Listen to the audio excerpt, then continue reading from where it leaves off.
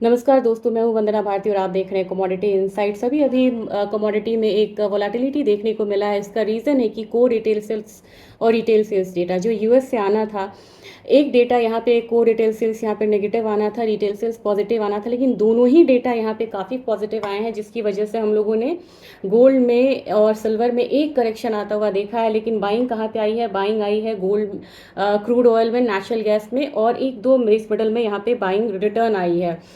अब यहाँ पे जो कि 1,29,000 से ऊपर गोल्ड सिल्वर यहाँ पे ट्रेड हो रहा था, 1,28,950 के करीब है, करीब करीब 500 पॉइंट यहाँ पे डाउन है। मेरे ख्याल से जब तक 1,28,000 से नीचे की क्लोजिंग नहीं है तब तक इसे बहुत ज़्यादा आप यहाँ पे करेक्शन नहीं मानिएगा। गोल्ड में अभी जो ट्रेड हो रहा है वहाँ पे भी 0.23% अप था, लेकिन अब यहाँ पे -14 रुपीज़ ट्रेड हो रहा है। तो मेरे ख्याल से 1,10,165 के करीब ट्रेड हो रहा है एमसीएक्स में।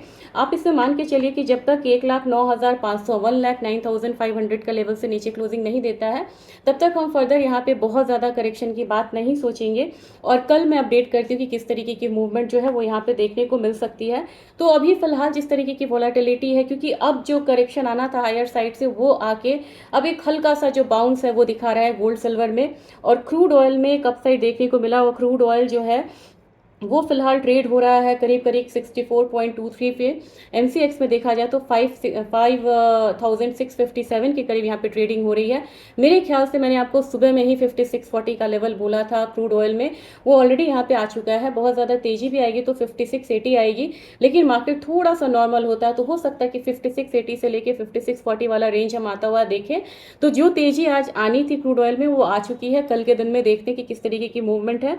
लेकिन यहाँ पे नेचुरल गैस में 271 के करीब ट्रेडिंग हो रही है। 275 का एक्सपेक्टेशन मैंने आपको मॉर्निंग में ही बोला था, तो 275 तक हो सकता है कि प्राइसेस एक बार ऊपर की तरफ जाए, वही इसका रेजिस्टेंस है।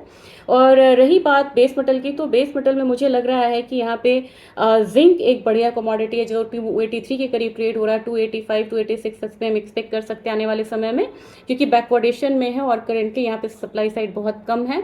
और दूसरी कमोडिटी यहाँ पे एल्यूमिनियम है, क्योंकि क्रूड ऑयल में तेजी आई है तो एल्यूमिनियम में भी यहाँ पे तेजी रहेगी।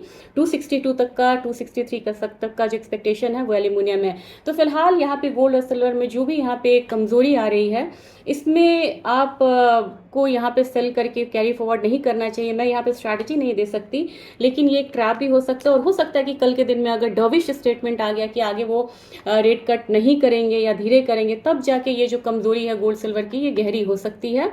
तो फिलहाल इसको बहुत ज़्यादा डीप करेक्शन मान के ना चले, वो बेहतर होगा। Thank you.